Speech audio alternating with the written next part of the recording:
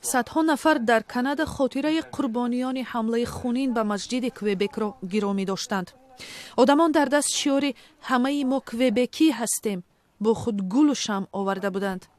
در حمله شب یکشنبه در مسجد کوبک 6 نمازگزار کشته شدند. چنین حمله خونین در شهر با جمعیت 500,000 نفر خیلی کم اتفاق افتاده است.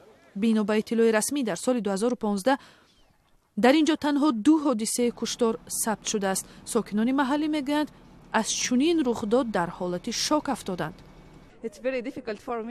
این حالت خیلی وزنین است، چی برای من و چی برای دیگران. مهم نیست که آیا ما مسلمان هستیم یا نه. اگر کسی به کشتار قادر است پس او آدم نیست.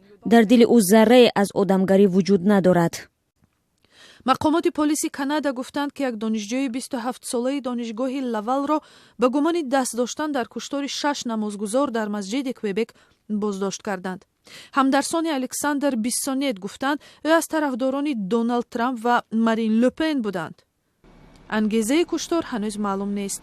جاستین ترودو نخست وزیر کانادا روز دوشنبه حمله به مسجد را جنایت علیه کانادا نامید.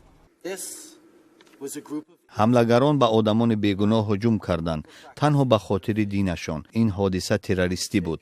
این حمله به ارزش‌های اصلی ساکنان کانادا باز بودن، گوناگونی و آزادی‌های مذهبی بود.